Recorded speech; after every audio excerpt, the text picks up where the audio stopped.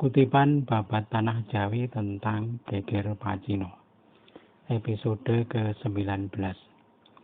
Pangeran Wiromenggolo dan kerabat Ceylon lolos dari Kartosuro. Pangeran Wiromenggolo menangis hebat ketika mendengar sang adik telah tewas dicekik di dalam keraton. Para kerabat dari Ceylon semua menangis, menahan kesedihan yang sangat. Para putra dan keponakan Pangeran Teposono menanyakan kepergian ayah dan paman mereka. Pangeran Wiromenggolo menyalahkan diri sendiri, tak mengira kejadian akan berakhir seperti ini. Pangeran Wiromenggolo berkata kepada para kerabat, "Sudahlah, kalian jangan menangis." Para abdi Ceylonan kemudian dikumpulkan seadanya. Hanya abdi lama dari Ceylon yang datang. Para abdi baru tak terlihat satupun. Mereka tak berani lagi muncul. Demang Amongprojo, seorang kulit putih, masih ada, bersama 3 anaknya yang telah dewasa. Yang tertua bernama Anggotruno, putra kedua bernama Anggowiryo, dan putra bungsu bernama Sutowiryo. Juga Kiai Rawan dengan 3 putranya. Semua sudah dewasa.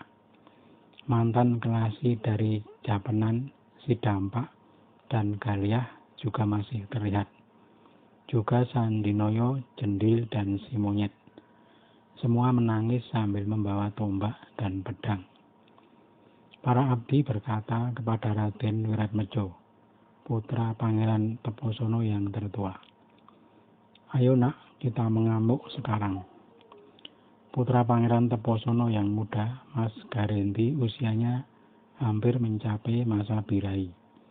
Juga putra Raden Joyokusumo yang bernama Raden Mas Surodo. Keduanya menangis mengajak mengamuk.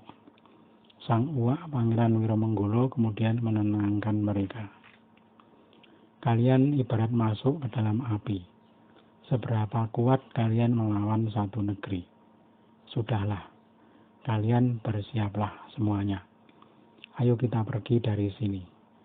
Barangkali ada pertolongan Tuhan karena kita orang tanpa dosa." Segera mereka bersiap malam itu juga. Para lelaki yang membawa tombak hanya 18 orang. 6 orang membawa senapan. 12 orang lain membawa berbagai macam senjata, seperti panah, lembing, dan lain-lainnya. Kedua putra Pangeran Teposono membawa busur panah. Yang banyak adalah anak-anak dan wanita. Semuanya berjumlah 150 orang. Dari sejumlah itu hanya 7 yang naik kuda. Perjalanan rombongan Pangeran Wiromenggolo pelan-pelan saja, karena hampir semuanya berjalan kaki. Ada yang melapor kepergian Pangeran Wiromenggolo kepada Ki Patih. Ki Patih segera melapor ke istana perihal lolosnya Pangeran Wiromenggolo dari kota. Sang raja memerintahkan untuk mengejar.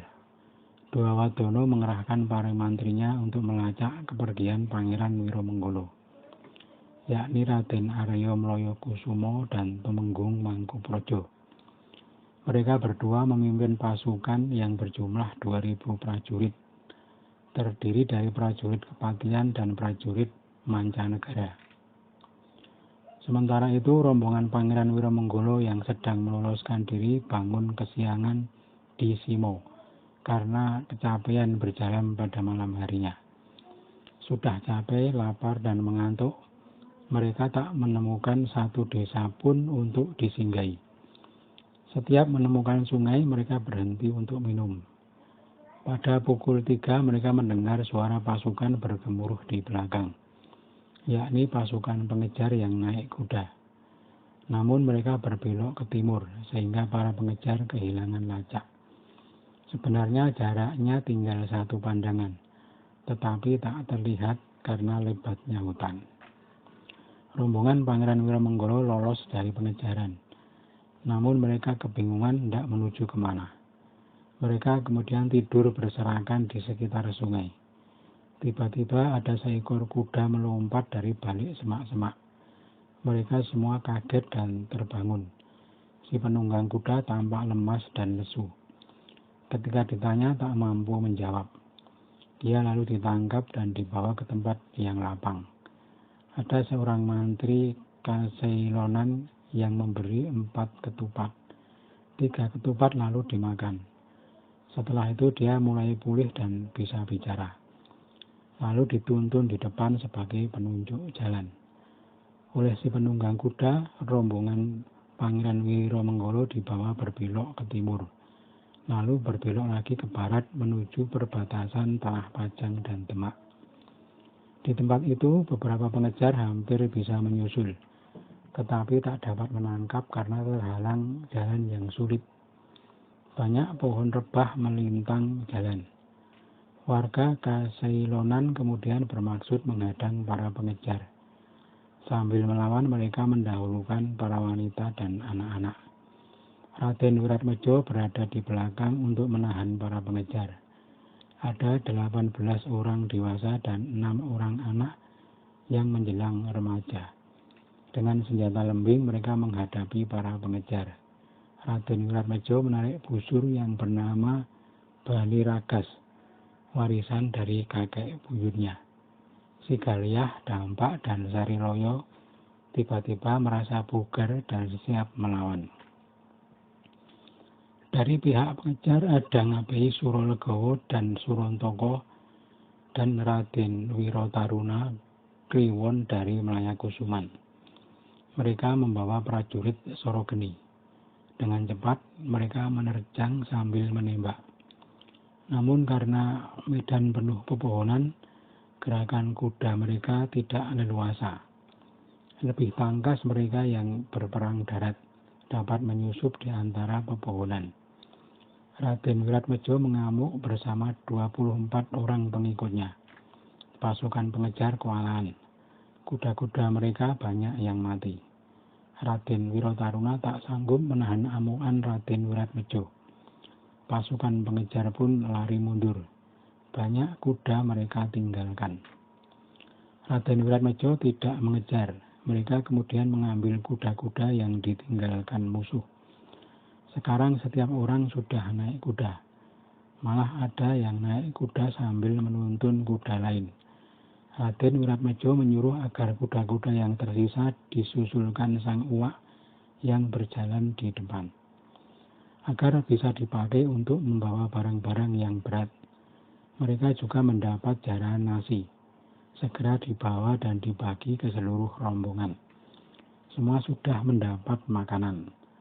Perjalanan mereka menjadi lebih lancar karena mendapat kuda jarahan.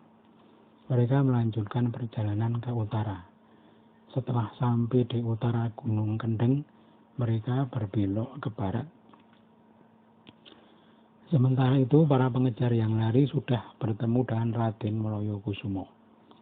Mendengar mereka lari karena kalah bertempur, Raden Mloyokusumo sangat marah. Yang lari dihadang dan dipukul dengan gagang tombak. Raden Mloyokusumo dan Raden Mangkuprojo kemudian maju ke depan memimpin pengejaran.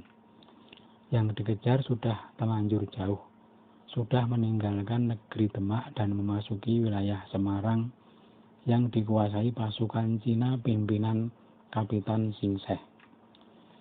Pangeran Wiromenggolo kemudian sampai di markas Kapitan Singseh. Mereka ditanyai oleh para prajurit Cina dan dibawa menghadap Kapitan Singseh. Bertanya Kapitan Singseh, "Anda pembesar dari mana?" Pangeran Wiromenggolo menjawab pelan, "Saya dari Kartosuro. Kami lari karena akan dianiaya. Kami ke sini untuk minta perlindungan kepada Anda."